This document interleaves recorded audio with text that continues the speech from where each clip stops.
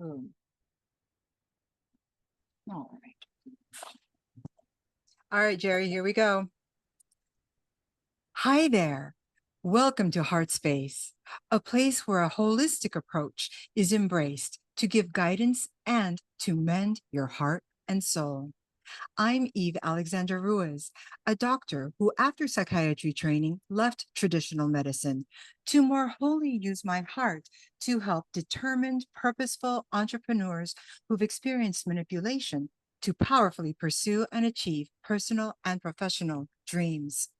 And it is my honor today to introduce to you Spanda Macht. Did I say your last name correctly? Yes, Thank you. perfectly. Thank you. Of course, Spanda awakened at 4 years old. He is the founder of Soul Based Living, a path to foster enlightenment and the evolution of being, supported by energy healing and world service. I want to thank you so much, first of all, Spanda, for taking the time to join us here. Thank you, Eve. Thank you very much. You are quite welcome. And I would love to hear, how did you get started in connecting with spirit? 4 years old. Woo.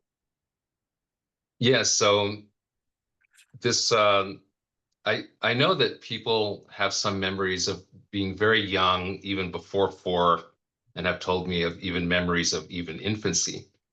But I don't have I have a couple of memories of being very small, 3 or 2, and having a child's consciousness and Mhm. everything feeling kind of like it was in a fog, or that's what it seemed like in comparison. And then when I had this, what I call experience of subjective light, a light outside of myself and a light within that grew over a few minutes. And so I was in my grandparents' home in Newark, New Jersey. It was a brownstone, an apartment. Mhm. Grandparents upstairs, aunt and uncle downstairs, and my parents were visiting. And I, Yeah. as a 4-year-old, were running up and down the stairs of this, I think, almost 100-year-old building. And that was, or in the 60s, it was already almost 100 years old.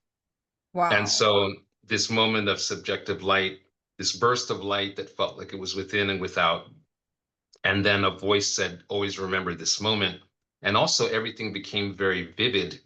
So everything became very kind of jumping out at me and scintillating. And Wow. then I was no longer in this consciousness of a toddler, though I had a toddler's emotions and the thoughts and feelings of a little child, like, oh, I hope I get this particular robot for Christmas, that kind of thing. Mhm. And but my vocabulary jumped up and I became very serious. And I Mm. remember being kind of offended when people thought I was cute. Oh, Um, interesting. and it's like, I'm not cute. I'm a serious, treat me seriously. But I Yes. didn't see from the adult vantage point that this little kid is, tugging on someone's coat and talking about angels, aliens, or ghosts or something. So I suppose it was cute in a way for this toddler to do that. But I remember feeling like, you know, it kind of treat me as an equal, and at the same time having the childlike mind and emotions. And so, as a small child, it was very much a Harry Potter experience of seeing, feeling, and interacting with the spirit world, and having beings, walking with me while I went to school, and all this kind of a very incredible. I mean, it would certainly make a good fantasy kind of adventure movie. And I was giving people messages constantly. And I would, for example, Newark Airport, I'd run up to someone and start talking to this couple. And I guess I'm saying I see angels around them or something. And then here comes my dad and says, sorry, he likes to do this. And he'd come get me. So my entire childhood, I was running around telling people messages and my dad having to come back and get me. So Oh, that's kind of a very brief thank you. sharing about how it all started. I so appreciate your sharing this with us. And what I particularly love is that within you was the realization, I'm sure at the soul level, in addition to your consciousness, that what was happening was real and to be taken seriously. And that is what you were balking at when other people were being dismissive and just saying, oh, this is just so cute. I appreciate Yes, that. And that shows the wisdom that you were expressing and carrying with you from that very young age in this lifetime. I think that's really beautiful and very apt of you. If we could fast forward now yeah, to when you are seeing people professionally, somehow, yes. thank you. I've watched you at work and I really marvel at it. You'll Thank you. suddenly have, of course, a stroke of color and then another color curving over here. Can you tell us a little bit about the unique way that you read for people?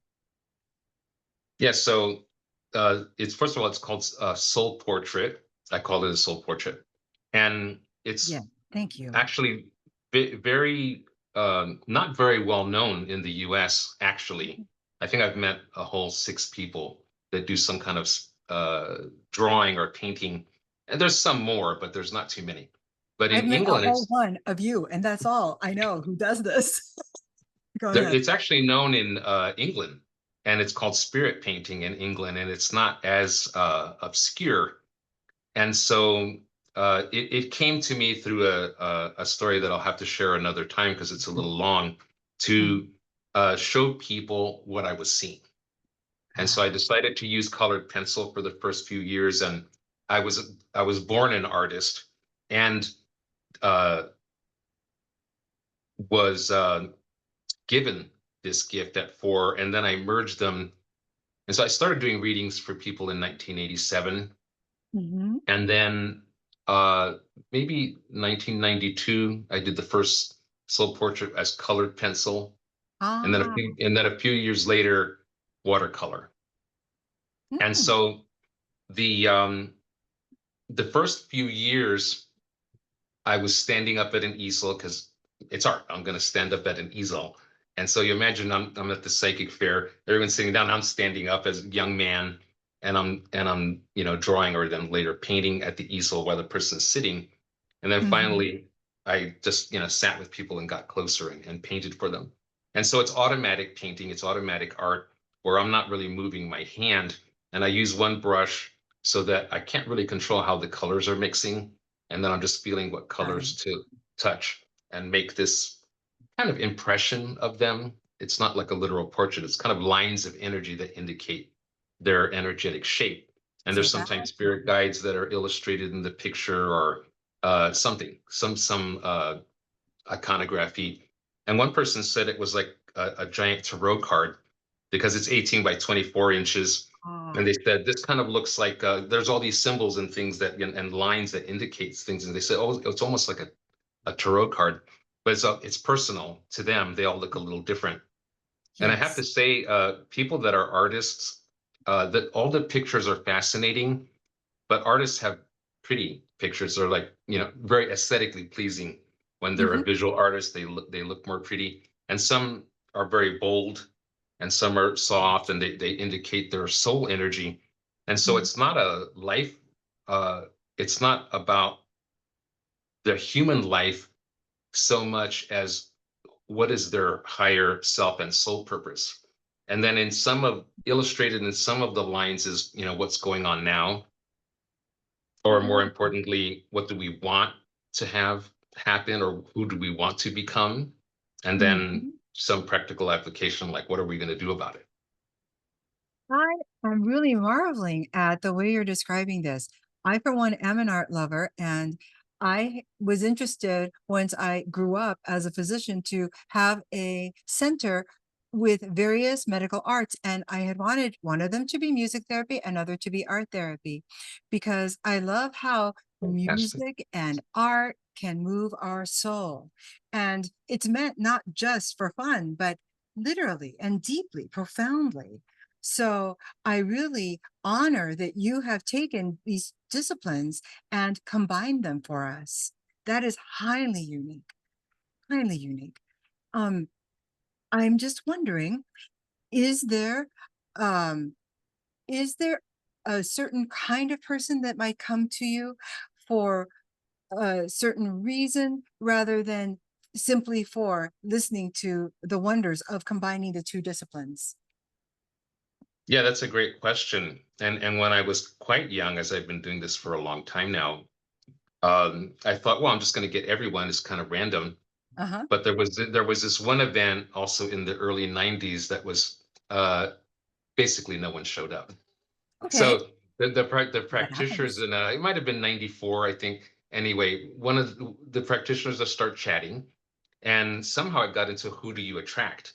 And to our amazement, we found out we're attracting completely different kinds of people, and that Wow. we're somehow filtering. Like, well, I get medical stuff, and I get relationship, and the irony with me is I grew up in a business. My parents had a very successful landscaping business, and walking down the stairs from my bedroom, first thing I see is the office, the home office, and I'm Okay. hearing business stuff the whole day in Yes.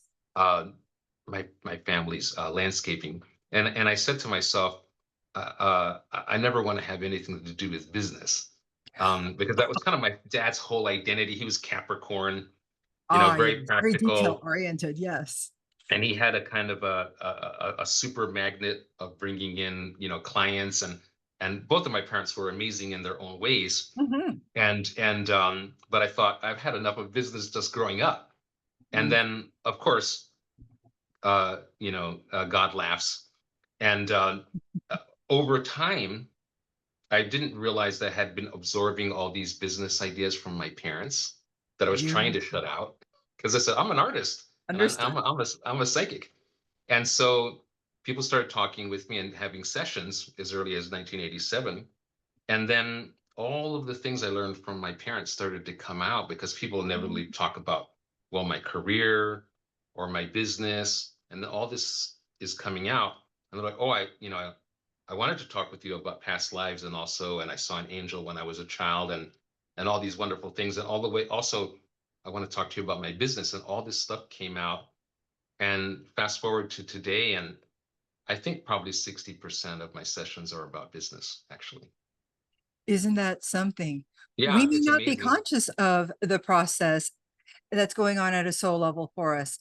And yet you chose to be born to this situation, and Yes. every experience you had was intended to bring you to where you are now. And as we grow into our fuller expressed selves, we then Yeah. grow an appreciation for some of those things that happened in the past that may not have been our favorite. Yeah. And so then others, there's the rest is just kind of endless in why people want to come see me, though often it's very intense. And I've heard more than once, you're Mhm. kind of my last resort, or I don't Wow, even believe in this stuff, but I've tried everything else, and the therapist or very the doctor or interesting. something, and I'm coming to you. And also, people have come to me with very challenging problems where other practitioners send them to me, Mm, uh, and and then it's also because not all, but a lot of my work is the soul portrait. And then people come back and get sessions with me that aren't the painting, or we go forward with um, maybe monthly consultation, or coaching for their business. my And goodness. um, we I will do a painting for them and their romantic partner, Mhm, for example, mhm. or their child, or them and their spirit guides. Some people have asked me to make uh, the soul portrait for their horse, Oh, that's beautiful. uh, for a missing person that the family hadn't seen in decades, and so it was about that person, or for departed loved ones. So one person for uh, the family trust, Oh boy, because they were interesting. having some drama, and they're like, well, what's the intention? Well, me and my siblings are in this trust, so Mhm. that's what we want. Well, so very unusual. I made a picture of them as the trust. So basically any intention, but and I love them all. Mhm. Uh the I just did one for a couple, romantic couple, a few weeks ago, and it was fantastic. And it's such an honor for me. And when I was quite young, as I graduated from high school in 1983. So when I started professionally, 87, not that long after I immediately jumped into this full time. Yes. And so I was quite young, and I remember taking notes because I was learning what the spirit guides were saying through my voice. They were saying things like, "I want to know the answer to that too." And so while the person was getting a session, I was taking notes because I was so young and I didn't know that much, about life Yeah. even. And so I Mhm. was just, hang on a second, I need to write that down because I need that too. That's And wonderful. We have yeah, only it's been about quite a a journey. moment to wrap this up, and I can tell that you are so experienced and you have so many stories to share. I just want to address our beautiful audience here who has listened to this man who is so gifted and disciplined and who is available to see you and apply all of his talents to assisting you in your life. Just notice here, we have below the link to see Heartspace, and you'll find out details for the monthly fair where you can find him here, as well as perhaps, do you do online? I wonder if you do. Yes, I do. Okay, great. Yeah. So he also has online appointments available. I want to thank you so much, Spanda, for giving us that rare glimpse into your life and how your passion has influenced you and brought you to this point where you are now with us. I am so honored to know Thank you you. even more deeply.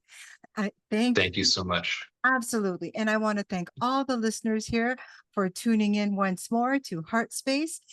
Come back. I'm going to have another guest with us next week. Looking forward to seeing you there. In the meantime, stay blessed and namaste. Blessings. Thank you. Thank you. Mhm.